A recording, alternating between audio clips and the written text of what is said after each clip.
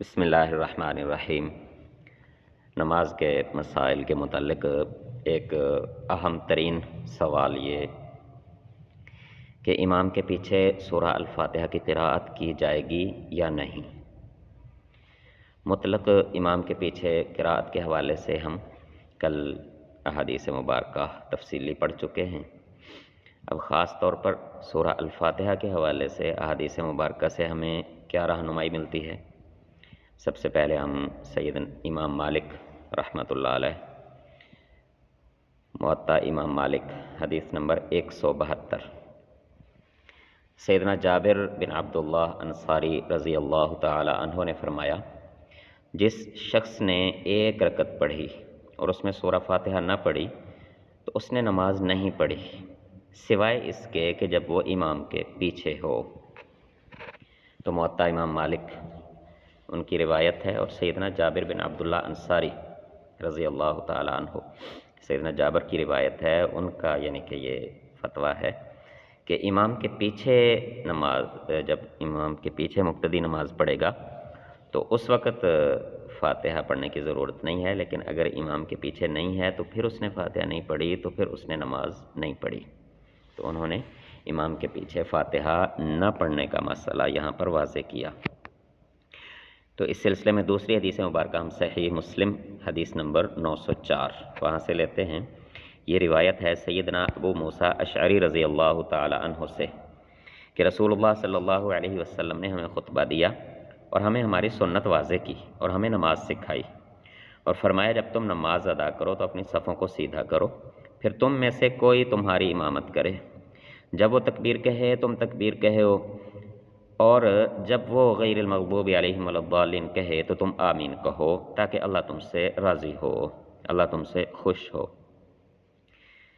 تو یہاں پر نبی اکرم صلی اللہ علیہ وسلم نے جب نماز سکھائی تو امام کے پیچھے نماز سکھاتے ہو فرمایا کہ وہ تکبیر کہے تو تم تکبیر کہو، وہ غیر المغضوب علیہم ولا الضالین کہے تو تم آمین کہو۔ تو یہاں درمیان میں آپ نے سورہ الفاتحہ امام کے پیچھے پڑھنے کا حکم نہیں بیان کیا، اور سورہ فاتحہ کے دوران خاموشی اختیار کرنا، یہ اگلی حدیث یہی روایت حضرت سیدنا قتادہ رضی اللہ تعالیٰ عنہ کی طرف سے بیان ہوئی ہے،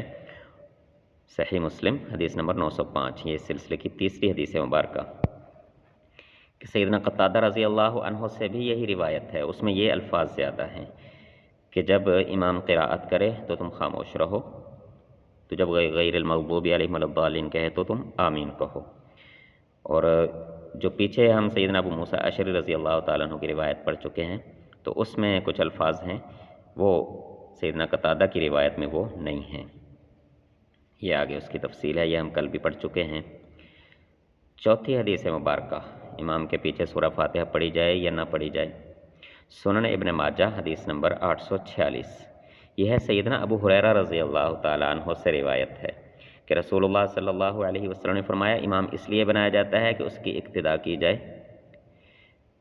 لہٰذا جب وہ اللہ اکبر کہے تو تم بھی اللہ اکبر کہو، اور جب وہ قراءت کرے تو تم خاموش رہو، اور جب وہ غیر المغضوب علیہم ولا الضالین کہے تو تم آمین کہو۔ تو اس روایت میں نبی اکرم صلی اللہ علیہ وسلم سے جو سیدنا ابو ہریرہ رضی اللہ تعالیٰ عنہ نے روایت لائے ہیں، اس میں صاف اور واضح طور پر یہ ہے کہ تکبیر امام کے ساتھ کہی جائے گی اور ولا الضالین کے بعد آمین کہا جائے گا، سورہ فاتحہ پڑھنے کا یہاں حکم بیان نہیں ہوا، اور بلکہ خاموش رہنے کی تاکید کی گئی ہے۔ آمین سے پہلے تو سورہ فاتحہ ہی پڑھی جاتی ہے۔ ہاں یہ کہا جا سکتا تھا کہ سورہ فاتحہ پڑھو آمین کہو تو بعد میں قراءت کرے تو تم خاموش رہو، یہاں وہ نہیں ہے، آمین سے پہلے کی قراءت کے حوالے سے حکم ہے کہ خاموش رہیں۔ سنن الترمذی حدیث نمبر 313، سیدنا جابر بن عبداللہ رضی اللہ تعالیٰ عنہ نے فرمایا، جس نے کوئی رکعت ایسی پڑھی جس میں سورہ فاتحہ نہیں پڑھی تو اس نے نماز ہی نہیں پڑھی، سوائے اس کے کہ وہ امام کے پیچھے ہو۔ امام ترمذی رحمۃ اللہ علیہ فرماتے کہ یہ حدیث حسن صحیح ہے، یعنی کہ امام ترمذی رحمۃ اللہ علیہ نے اس حدیث کی روایت کو بالکل حسن اور صحیح قرار دیا ہے۔ تو یہ ہم تقریباً 5 احادیث مبارکہ ہم نے اس حوالے سے پڑھ لی ہیں کہ امام کے پیچھے سورہ الفاتحہ پڑھنے کا حکم نہیں ہے۔ تو اب یہ مسئلہ کہ اگر کوئی امام کے پیچھے سورہ فاتحہ پڑھنا چاہے تو اس کے لیے یہ ہم انشاءاللہ کل پڑھیں گے کہ پڑھے تو کیسے پڑھے،